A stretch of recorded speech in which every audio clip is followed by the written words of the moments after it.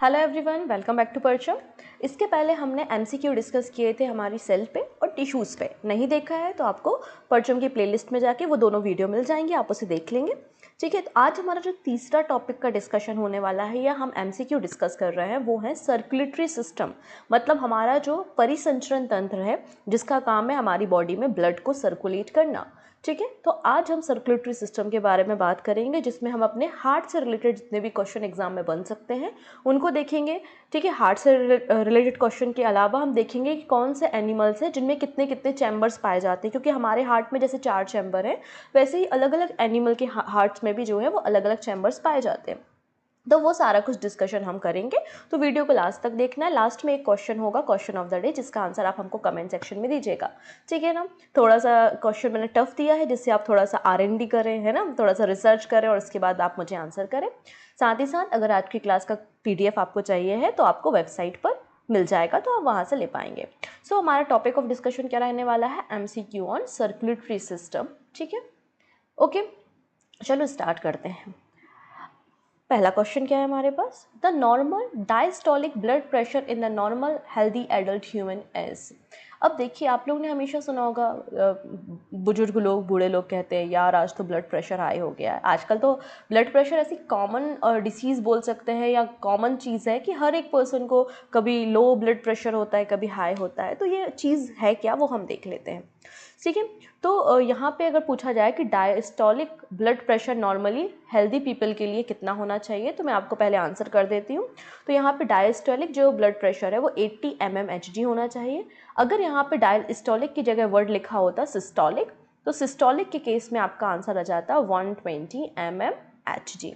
ठीक है ना। तो यहाँ पे अगर डायस्टोलिक और सिस्टोलिक की अगर रेशियो की बात करें तो 80 और 120। ठीक है, यहाँ पे जो डायस्टोलिक प्रेशर है इसको ही हम लो ब्लड प्रेशर कहते हैं और जो सिस्टोलिक है उसको हम हाई ब्लड प्रेशर कहते हैं।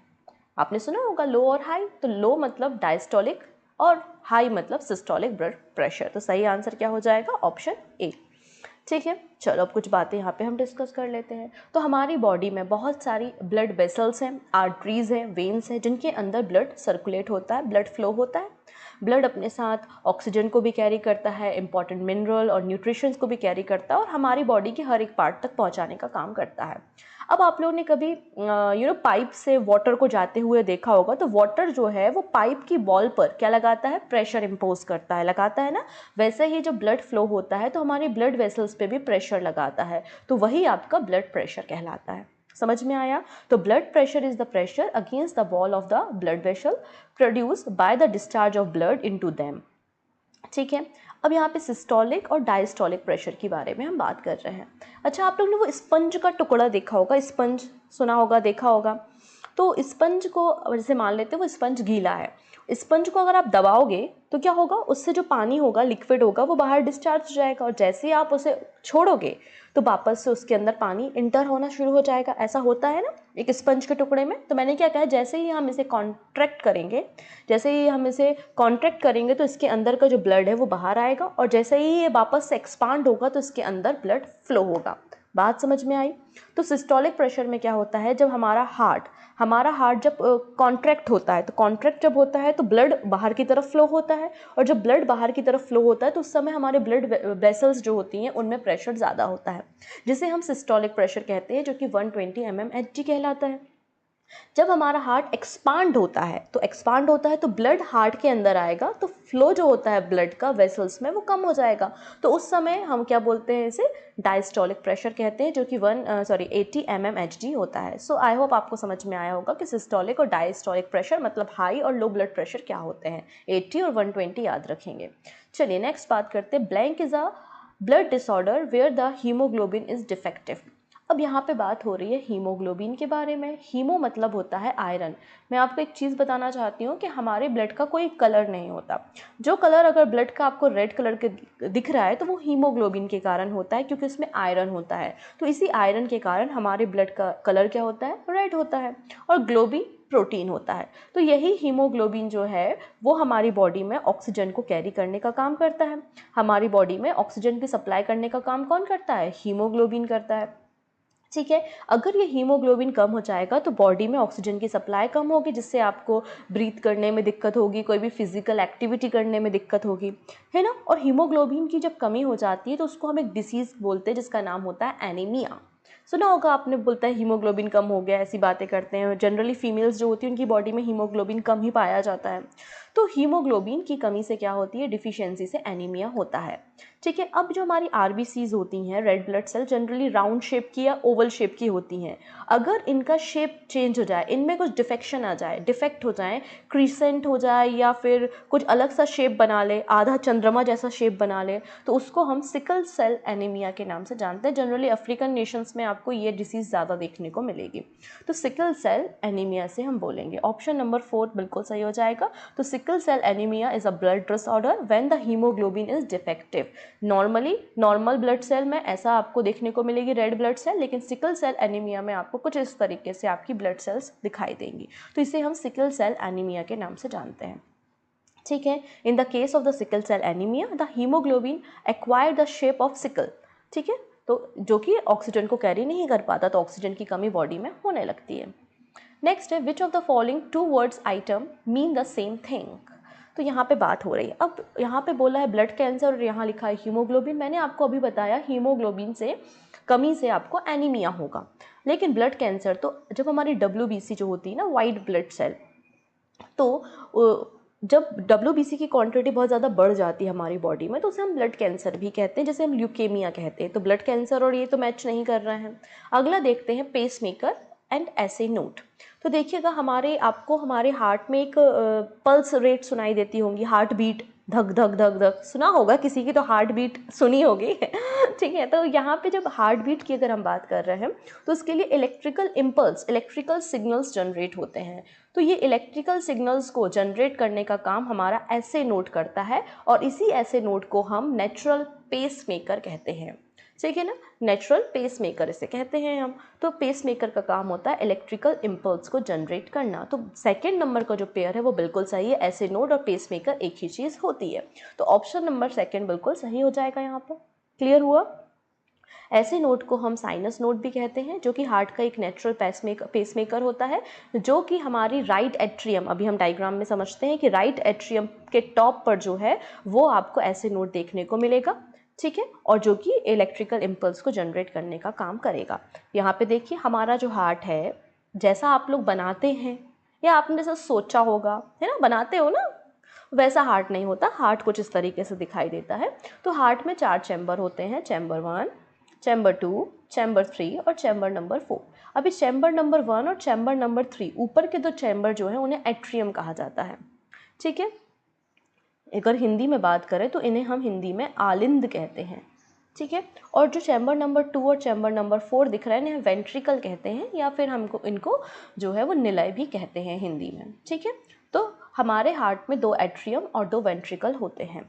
अब हार्ट के मैंने 2 टुकड़े कर दिए हैं, ये राइट पोर्शन हो गया और ये आपका लेफ्ट पोर्शन हो गया। ठीक है। तो ये हो गया राइट एट्रियम, ये हो गया लेफ्ट एट्रियम, ये हो गया राइट वेंट्रिकल और ये हो गया आपका लेफ्ट वेंट्रिकल। तो हमारा जो राइट एट्रियम होता है यहाँ ऊपर, यहाँ देखेंगे आप ऐसे नोड या फिर आपका पेसमेकर पाया जाता है, जो कि इलेक्ट्रिकल इम्पल्स को जनरेट करेगा। लोकेशन क्लियर है, क्योंकि क्वेश्चन बना है एग्जाम में। In adult human blank of lead are less in the blood is considered to be normal. तो यहाँ पे लेड, जो प्लम्बम PV से डिनोट करते हैं ना, लेड, तो उसके बारे में पूछा जा रहा है कि कितना मिनिमम हमारी बॉडी के ब्लड में लेड होना चाहिए। हालांकि लेड का कोई बायोलॉजिकल यूज़ नहीं है, वो एक्स्ट्रा या एडिशनल सब्सटेंस है जो हमारी बॉडी को एक तरीके से हार्म भी पहुंचाता है, हमारे नर्वस सिस्टम को डैमेज करने, हमारी किडनी को डैमेज करने का काम लेड कर सकता है। इसलिए लेड की क्वांटिटी हमारी बॉडी में मिनिमम होना चाहिए। अगर आपको याद हो तो बहुत समय पहले मैगी बैन हुई थी ना, याद है? तो मैगी में भी ऐसा बोला गया था कि लेड है तो हमारे बच्चों के जो नर्वस सिस्टम है उनको इफेक्ट कर सकता है, तो मैगी को बैन किया गया था, है ना। तो लेड के बारे में बात हो रही है कि कितना लेड हमारे नॉर्मल एडल्ट ह्यूमन बॉडी में ब्लड में होना चाहिए। तो आंसर हो जाएगा 10 micrograms. Option number 1 second, option number 3 बिल्कुल सही हो जाएगा। 10 माइक्रोग्राम्स पर डेसीलीटर जो है वो, या फिर 0.48 माइक्रोमोल पर लीटर जो है वो लेड होना चाहिए हमारे ब्लड में। ठीक है। अगर ज़्यादा आप एक्सपोज होते हैं ब्लड मतलब बॉडी में ज़्यादा लेड आ जाता है, ब्लड में ज़्यादा लेड आ जाता है तो एनीमिया हो जाता है, वीकनेस आती है, नर्वस सिस्टम डैमेज हो सकता है, किडनी डैमेज हो सकती है ना, ये सारी बातें यहाँ पर लिखी हैं। ठीक है। और ज़्यादा लेड के एक्सपोज में आने पर इंसान की डेथ भी हो सकती है। नेक्स्ट क्वेश्चन की तरफ चलेंगे। Blank is a condition where a blood clot form in a circulatory system. तो ब्लड क्लॉटिंग सर्कुलेटरी सिस्टम में कैसे होती है? तो मैंने इसके पहले वाले वीडियो में आपको थोड़ी सी इन्फॉर्मेशन ब्लड के बारे में दी थी। मैंने कहा था कि ब्लड में 3 चीज़ें आपको जनरली मिलेंगी, WBC, RBC और प्लेटलेट्स। तो जो आपकी प्लेटलेट्स होती हैं उनको हम थ्रोम्बोसाइट कहते हैं और उन्हीं थ्रोम्बोसाइट के साथ के कारण जो है वो ब्लड क्लॉटिंग होती है। तो थ्रोम्बस करके कोई वर्ड दिख रहा है? बिल्कुल हाँ, ऑप्शन ए बिल्कुल सही हो जाएगा। ठीक है। तो थ्रोम्बोसिस कहते हैं ब्लड के क्लॉट बनने को। फॉर्मेशन ऑफ ब्लड क्लॉटिंग क्या कहलाती है? थ्रोम्बोसिस कहलाती है। जो कि हमारे ब्लड वेसल में क्लॉट बन जाते हैं तो ये क्या बन जाएंगे? ब्रेकर बन जाएंगे, एक ऑब्स्टिकल बन जाएंगे, ब्लड के फ्लो को रोकने का काम करेंगे। और जब ब्लड के फ्लो को रोकेंगे तो हमारे हार्ट तक जब ब्लड नहीं पहुंचता है तो उस समय आपको क्या होता है? हार्ट अटैक वाली आपने चीज़ों को सुना होगा। तो बेसिकली थ्रोम्बोसाइट हम किसको कहते हैं? प्लेटलेट्स को ही कहते हैं। ठीक है। इनका काम होता है कि स्टॉप ब्लीडिंग, अगर इंटरनल कोई इंजरी हो गई है तो ब्लीडिंग ज़्यादा ना हो उसे स्टॉप करने का काम ये करता है, इसलिए ब्लड को क्लॉटिंग करता है। क्योंकि आपकी जो प्लेटलेट होती है उसमें एक प्रोटीन पाया जाता है, एक एंजाइम पाया जाता है जिसका नाम है thrombin. Thrombin is a enzyme. ये क्या करता है? फिब्रोजिन को फिब्रिन प्रोटीन में कन्वर्ट करता है और ये फिब्रिन ही जो है वो ब्लड क्लॉटिंग करने का काम करता है। क्लियर हो गया?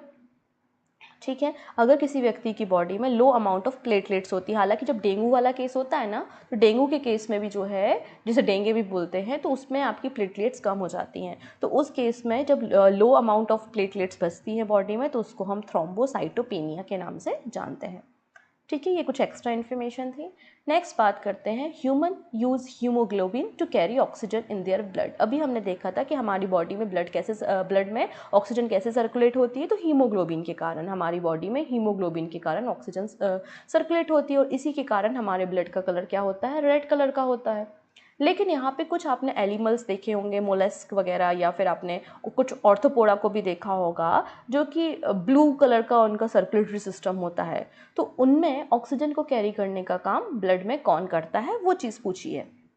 तो आंसर हो जाएगा haemocyanin. Option number 4 is the right answer, haemocyanin. जैसे कि हमारे हीमोग्लोबिन में आयरन होता है ना, तो हमारे ब्लड का कलर रेड होता है। वैसे हीमोसाइनिन जो होता है उसमें कॉपर का परसेंटेज ज़्यादा होता है और इस कॉपर के कारण जो ब्लड है उसका कलर क्या हो जाता है यहाँ पर? ब्लू। तो ऐसे एनिमल में जो है वो सर्कुलेटरी सिस्टम आपको ब्लू कलर का दिखाई देता है, जैसे कि क्रैब की अगर बात कर ले, है ना, तो उन सभी में आपको। क्लियर हो गया? तो रेड और ब्लू, रेड में हीमोग्लोबिन है और ब्लू वाले में हीमोसाइनिन है। ये बातें आपको पता चल गई हैं यहाँ पर। ठीक है, इतनी चीज़ें।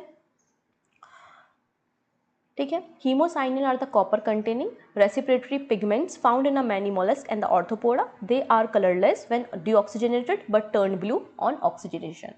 तो जब ये डीऑक्सीजनेटेड होते हैं मतलब ऑक्सीजन का परसेंटेज कम होता है तो ये कलरलेस होते हैं। जैसे ही ऑक्सीजन इनको मिलती है तो ये ब्लू कलर के हो जाते हैं कॉपर के कारण। वही चीज़ लिखी है। तो यहाँ पर डेफिनेशन भी लिखी है कि मोलस्क क्या कहलाते हैं। जैसे कि ऑर्थोपोडा जो है सबसे बड़ा फाइलम कहलाता है, सबसे बड़ा ग्रुप जो है वो ऑर्थोपोडा है। जितने भी मक्खी, कैटरपिलर, आंट, ये सभी आपको ऑर्थोपोडा कैटेगरी में मिलती हैं। और सेकंड सबसे बड़ा जो फाइलम ग्रुप कहलाता है वो मोलस्क कहलाता है। ये वाले जो एनिमल होते हैं ना, इनकी बॉडी कवर रहती है कैल्शियम कार्बोनेट से, जैसे कि आपने स्नेल वगैरह देखी होंगी, है ना, कवर रहती है उनकी बॉडी। तो उनके बारे में बात हो रही है। नेक्स्ट है snake venom usually enter the body through an open bound and enter the blood stream through the. अब यहाँ पे बात हो रही है सांप अगर काटता है तो उसकी जहर कैसे हमारी बॉडी में फैलता है। बेसिकली जो स्नेक वेनम होता है उसमें बहुत सारे प्रोटीन होते हैं और जब वो हमारी बॉडी में एंटर करता है तो वो प्रोटीन ब्लड में क्लॉटिंग करने का काम कर देता है। तो बहुत सारे मल्टीपल छोटे छोटे क्लॉट बनने लगते हैं और एक समय ऐसा आता है कि प्रेशर इतना ज़्यादा ब्लड वेसल में पड़ते हैं कि वो फट जाती हैं और वो फट जाती है तो एक्सटर्नल जो इंटरनल ब्लीडिंग बहुत ज़्यादा बढ़ जाती है और इंसान मर जाता है। अब ये मत कहना मैम हमें तो सांप ने बचपन में काटा था और हमें कुछ नहीं हुआ। अलग अलग होते हैं, कुछ सांप जहरीले होते हैं, कुछ नहीं होते हैं, है ना। तो इन जनरल बातें हो रही हैं। तो स्नेक वेनम जो है वो यूजुअली लिम्फेटिक सिस्टम में एंटर करता है। तो ऑप्शन नंबर 2 यहाँ पे करेक्ट हो जाएगा। ठीक है। नेक्स्ट है blank carry deoxygenated blood to the lungs from the right ventricle. अब ये अच्छा क्वेश्चन है, इसको आपको थोड़ा सा समझने की ज़रूरत है। तो मैं एकदम आपके लिए एक शानदार डायग्राम तैयार करती हूँ, देखिएगा। हमारा जो ब्लड वेसल्स है दो प्रकार की हैं, एक आर्टरीज होती हैं, एक वेन्स होती हैं। ठीक है, समझिएगा, एक आर्टरीज है, एक वेन्स है। आर्टरीज जो होती है वो प्योर ब्लड को कैरी करती हैं। प्योर ब्लड का मतलब ये होता है कि जिसमें ऑक्सीजन का परसेंटेज ज़्यादा होता है, जिसमें ऑक्सीजन ज़्यादा होती है। इम्प्योर ब्लड मतलब जिसमें ऑक्सीजन का परसेंटेज कम होता है। तो वेन्स में इम्प्योर ब्लड होता है और आर्टरीज में प्योर ब्लड होता है। ये आपने पहले भी पढ़ी होंगी। हमें ये जो ब्लू कलर की दिखाई दे रही हैं ये सभी वेन्स कहलाती हैं। और वेन्स में इम्प्योर ब्लड होता है और इम्प्योर ब्लड का जो कलर होता है वो पर्पल कलर का होता है, पर्पल या ब्लू कलर का। और जो हमारा प्योर ब्लड होता है वो रेड कलर का होता है। बात समझ में आई? तो आर्टरीज में प्योर ब्लड, वेन्स में इम्प्योर ब्लड। यहाँ तक तो कोई दिक्कत नहीं होगी। लेकिन यहाँ साइंस हम पढ़ रहे हैं और साइंस में हर एक चीज़ में एक्सेप्शंस होते हैं। ठीक है ना। तो पल्मोनरी आर्टरी एकमात्र ऐसी आर्टरी है जिसमें इम्प्योर ब्लड फ्लो होता है। क्योंकि अभी मैंने आपको सिखाया है कि प्योर ब्लड हमेशा और हमेशा आर्टरीज में फ्लो होता है, लेकिन एक्सेप्शन है पल्मोनरी आर्टरी। पल्मोनरी आर्टरी जिसको हम फुसफुस धमनी कहते हैं, उसमें इम्प्योर ब्लड फ्लो होता है। वैसे मैंने आपको सिखाया कि जो वेन्स होती हैं उनमें इम्प्योर ब्लड होता है, लेकिन पल्मोनरी वेन एकमात्र ऐसा हमारा एक्सेप्शन है जिसमें प्योर ब्लड फ्लो होता है। बात समझ में आ गई? इतनी कहानी तो आपको समझ में आ गई होगी। ठीक है। तो यहाँ पे बोला है कि डीऑक्सीजनेटेड ब्लड मतलब इम्प्योर ब्लड, इम्प्योर ब्लड को लंग्स तक, deoxygenated blood to the lungs from the right ventricle से लंग्स तक इम्प्योर ब्लड को ले जाने का काम कौन करता है? तो यहाँ पे पल्मोनरी आर्टरी जो है वो इम्प्योर ब्लड को कैरी करने का काम करती हैं। ठीक है। अभी तो बहुत कॉम्प्लिकेटेड डायग्राम होते हैं, तो इतने कॉम्प्लिकेटेड डायग्राम से समझना और समझाना दोनों बातें डिफिकल्ट होती। पहले आप डायग्राम देखो, फिर मैं इंडिविजुअल आपको समझाऊंगी। यहाँ पे देखिए, पल्मोनरी आर्टरी एकमात्र आर्टरी जिसमें इम्प्योर ब्लड है, पल्मोनरी वेन्स एकमात्र वेन जिसमें प्योर ब्लड है, फिर right atrium right ventricle, left atrium left ventricle, जैसे कि मैंने कहा 4 चैम्बर हैं। वेना कावा जो है वो ह्यूमन बॉडी की सबसे बड़ी सिरा या फिर वेन्स होती हैं। तो ह्यूमन बॉडी की सबसे बड़ी वेन कौन है? वेना कावा है। और अगर सबसे बड़ी आर्टरी पूछी जाए तो ह्यूमन बॉडी में सबसे बड़ी आर्टरी कौन सी होती है? अरोटा होती है। ये बेसिक बातें भी आपको पता होनी चाहिए, तो मैंने आपको यहाँ पे बता दी। अब सिंपल शब्दों में यहाँ पे समझते हैं। तो यहाँ पे कुछ इस तरीके से मैं एक हार्ट बना देती हूँ। 1 सेकेंड, आई होप मैं सही बना पाऊँ।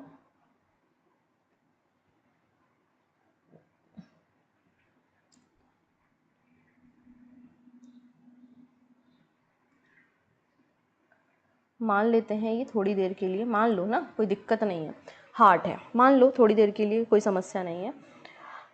चैम्बर 1, चैम्बर 2, चैम्बर 3 और चैम्बर 4। चैम्बर 1 और 3 अभी हमने देखा था, ये एट्रियम है। चैम्बर 2 और चैम्बर 4 वेंट्रिकल है। ठीक है। मान लेते हैं यहाँ पर क्या है, हमारा लंग्स है और ये हमारे बॉडी के डिफरेंट पार्ट्स हैं। ठीक है। हमारी बॉडी को डेली लाइफ में डिफरेंट एक्टिविटी करने के लिए ऑक्सीजन की ज़रूरत होती है। हम ऑक्सीजन का यूज़ करते हैं और फिर जो कार्बन डाइऑक्साइड है वो हमारे ब्लड में मिक्स हो जाती है। और जब कार्बन डाइऑक्साइड ब्लड में एंटर होती है तो उसको हम इम्प्योर ब्लड कहते हैं या फिर हम डीऑक्सीजनेटेड ब्लड कहते हैं।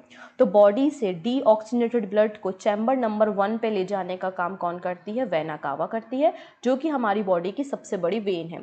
तो इम्प्योर ब्लड वेना कावा ने चैम्बर नंबर 1 में डाल दिया। चैम्बर नंबर 1 में जैसे ही ब्लड पहुंचता है तो ये बॉल्व है यहाँ पर, है ना, इस बॉल्व को हम ट्राइकस्पिड बॉल्व कहते हैं। कौन सी बॉल्व है ये? ट्राइकस्पिड बॉल्व है। ये ओपन होती है और ब्लड जो है वो चैम्बर 1 से चैम्बर 2 में एंटर होता है और बॉल्व बंद हो जाती है। क्यों? क्योंकि बैक फ्लो वापस से ब्लड का ना हो, वापस से ब्लड चैम्बर 2 से चैम्बर 1 में ना जाए।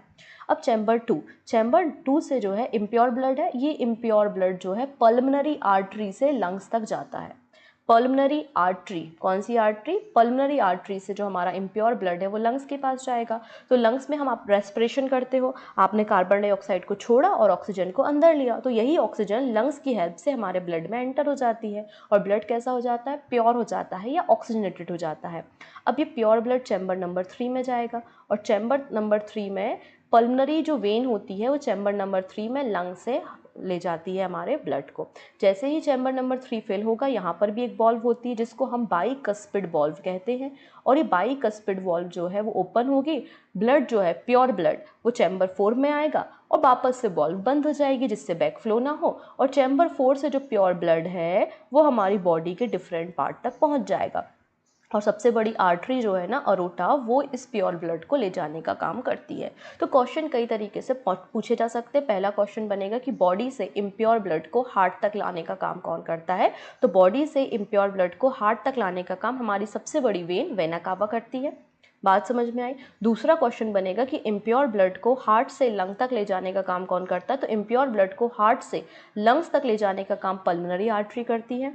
अगला है प्योर ब्लड को या ऑक्सीजनेटेड ब्लड को लंग्स से हार्ट तक ले जाने का काम कौन करता है। तो लंग्स से हार्ट तक प्योर ब्लड को ले जाने का काम पल्मोनरी वेन करती है।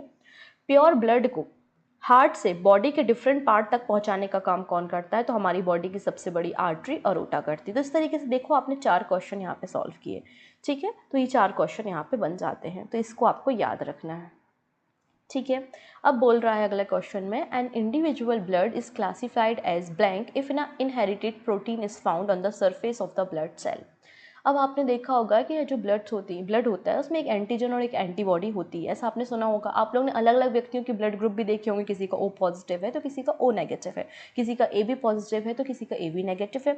हालांकि जो पॉजिटिव है वो 90% लोगों के पॉजिटिव होते हैं, केवल रेयर जो है वो 10% है जिनमें नेगेटिव पाया जाता है। तो प्रोटीन की प्रेजेंस होना क्या कहलाता है, RH पॉजिटिव कहलाता है। और इसी RH पॉजिटिव से जो है वो हम ब्लड ग्रुप भी डिसाइड करते हैं। तो RH पॉजिटिव, ठीक है, ऑप्शन ए बिल्कुल करेक्ट हो जाएगा। RH मतलब रिहेसिस फैक्टर कहलाता है और ये बताता है कि हमारी जो सेल है उसमें प्रोटीन प्रेजेंट है, और प्रोटीन अगर एब्सेंट होता है तो उसको हम RH नेगेटिव बोलते हैं। सिंपल सी कहानी होती है यहाँ पर। नेक्स्ट है, in human what is the difference between systolic and diastolic pressure. अभी हमने बात की थी सिस्टोलिक का मतलब होता है हाई ब्लड प्रेशर और डायस्टोलिक का मतलब होता है लो ब्लड प्रेशर। लो कितना था, 80 था, हाई कितना था, 120 था। डिफरेंस पूछा है, कितना आ रहा है, 40 mmHg। ऑप्शन ए बिल्कुल करेक्ट हो जाएगा। चलो इस क्वेश्चन का आंसर आई थिंक आप लोग कर पाओगे क्योंकि मैंने अभी पूरी पिक्चर आपको दिखाई थी। What is the correct path through the circulatory system which describe the passage of blood originating in the left leg. मतलब लेफ्ट लेग से ब्लड को हार्ट तक जाना है तो कौन सा सिस्टम को फॉलो करेगा। तो कोई भी लेफ्ट लेग हो, राइट लेग हो, लेफ्ट हैंड हो, राइट हैंड हो, कुछ भी हो, बॉडी का कोई भी हिस्सा हो, सबके लिए सिस्टम तो सेम ही रहने वाला है। तो लेफ्ट लेग में क्या होगा, इम्प्योर ब्लड होगा। तो इम्प्योर ब्लड को कौन कैरी करेगा, वेना कावा। तो वेना कावा दिख रहा है पहला ऑप्शन, हाँ है वेना कावा। तो वेना कावा ने इम्प्योर ब्लड को कहाँ पहुँचाया, राइट एट्रियम में। राइट एट्रियम के बाद वो फिल हुआ तो वॉल्व खुल गई। ट्राइकस्पिड वॉल्व जैसे ही खुली, ब्लड कहाँ आया, राइट वेंट्रिकल में।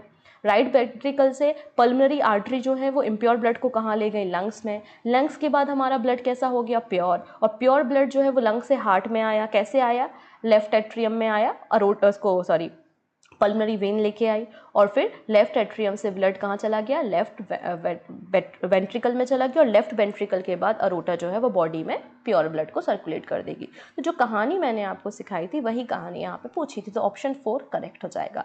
अगर डायग्राम याद है तो आप बिल्कुल सॉल्व कर सकते हो। यहाँ पे पूछा गया है the reason why tricuspid and bicuspid valve are closed in.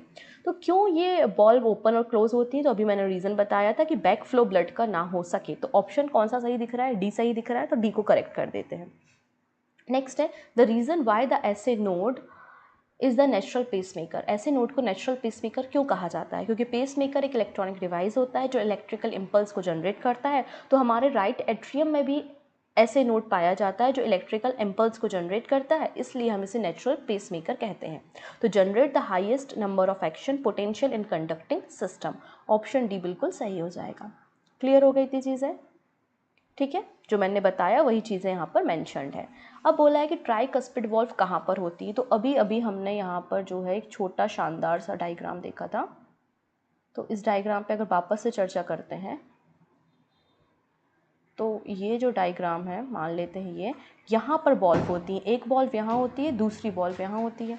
तो इस बॉल्व को हम ट्राइकस्पिड कहते हैं और इसको हम बाइकस्पिड कहते हैं।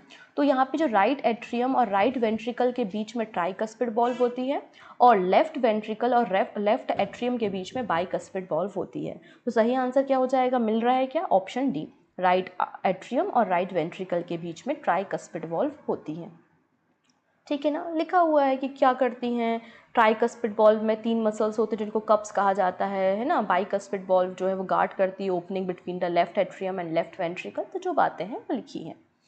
नेक्स्ट है bundle of his a network of अभी बंडल ऑफ हिस क्या कहलाता है ज़रा वो देखते हैं। तो ये क्या कहलाता है, ये कहलाती है मसल्स फाइबर जो कि हमारे वेंट्रिकल वॉल में प्रेजेंट होती हैं। देखिएगा डायग्राम में समझते हैं। ऐसे नोड ने इम्पल्स जनरेट किए, ऐसे नोड कहाँ था, राइट एट्रियम के पास था। ऐसे नोड से इम्पल्स कहाँ गए, एवी नोड पे गए, और एवी नोड के बाद यहाँ पर बहुत सारी मसल्स के फाइबर्स होते हैं, एक बंडल होता है, ठीक है ना, बंडल ऑफ हिस कहते हैं इसे, और इससे ही पूरे सिग्नल्स जो है फिर डिस्ट्रीब्यूट होते हैं। तो ये कहलाता है बंडल ऑफ हिस। तो इसको हम मसल फाइबर कहते हैं जो कि वेंट्रिकल वॉल में प्रेजेंट होते हैं, जिसके जरिए इलेक्ट्रिकल इम्पल्स पहुंचते हैं। तो ऑप्शन ए करेक्ट हो जाएगा। A bundle of is a network of muscle fiber found in the wall of the ventricle which transmit the electrical impulse from AV node to the point of apex of heart by a bundle branches of bundle of His। ठीक है। Next है, how many chamber does a human heart have, कितने chamber है, 2 atrium है, 2 ventricle है, total 4 chamber हमारे शरीर में पाए जाते हैं। तो जितने भी मैमल्स होते हैं जो ज़मीन पर रहने वाले होते हैं ना, तो जितने भी मैमल्स होते हैं उनमें 4 चैम्बर होते हैं। इसके अलावा जो बर्ड्स होते हैं, पक्षी, उनमें भी 4 चैम्बर पाए जाते हैं। तो ऑप्शन बी करेक्ट हो जाएगा। तो बर्ड्स एंड मैमल में आपको बता दिया मैंने, 4 चैम्बर हैं, 2 एट्रियम है, 2 वेंट्रिकल है। अब फिश, तो जितनी भी फिशेज होती हैं ना, तो फिश में आपको 2 चैम्बर देखने को मिलेंगे। फिश में कितने होते हैं, 2 चैम्बर। लेकिन डॉल्फिन थोड़ा सा एक्सेप्शन है। जो डॉल्फिन जो होता है उसमें भी आपको 4 चैम्बर देखने को मिलेंगे। जितने भी रेप्टाइल और एम्फीबियन होते हैं, तो रेप्टाइल और एम्फीबियन में आपको 3 चैम्बर देखने को मिलेंगे। लेकिन एक्सेप्शन है यहाँ पर, कौन सा एक्सेप्शन है यहाँ पर, क्रोकोडाइल। तो जो क्रोकोडाइल होता है उसमें आपको 4 चैम्बर देखने को मिलेंगे। तो ये कुछ बातें हैं, याद रख लेंगे। नेक्स्ट है, which of the following device is use to monitor the activity of heart. आप लोगों ने कभी ना कभी इस डिवाइस को डेफिनेटली देखा ही होगा हॉस्पिटल वगैरह में, हमारी, या फिर हॉस्पिटल नहीं, मूवी में देखा होगा। एक व्यक्ति है, उसका हार्ट इस तरीके से चल रहा है और फिर कुछ देर बाद ऐसा कुछ हो जाता है, देखा है ना। तो ये कौन सा डिवाइस होता है जो हमारे हार्ट रेट को ग्राफिक फॉर्म में रिप्रेजेंट करता है। तो इसको हम ECG कहते हैं, इलेक्ट्रोकार्डियोग्राम। ठीक है। तो ऑप्शन नंबर सी बिल्कुल करेक्ट हो जाएगा। सिंपल टेस्ट होता है जो हमारी हार्ट की जो इलेक्ट्रिकल इम्पल्स है या रिदमिक एक्टिविटी है उनको ग्राफिकल फॉर्म में रिप्रेजेंट करता है। ठीक है। Next, the condition of low blood pressure than normal as. अब देखो, आपने सुना होगा किसी व्यक्ति का ब्लड प्रेशर लो हो रहा है, किसी का हाई हो रहा है। तो हाई को तो अपन बोलते हैं कि यार टेंशन बहुत है, हाइपर टेंशन है, तुम्हारे को हाइपर टेंशन है इसलिए ब्लड प्रेशर ज़्यादा हो रहा है। तो जब ज़्यादा ब्लड प्रेशर हो तो उसको हाइपर टेंशन कहेंगे। जब लो ब्लड प्रेशर हो तो उसको हम हाइपोटेंशन कहेंगे। समझ में आया, हाइपर और हाइपो। तो क्या आंसर हो जाएगा यहाँ पे, हाइपोटेंशन। ठीक है, ऑप्शन ए। नेक्स्ट है, how many times does the human heart beat per minute at the normal resting rate. जब आप नॉर्मल बैठे हुए हो, अब दौड़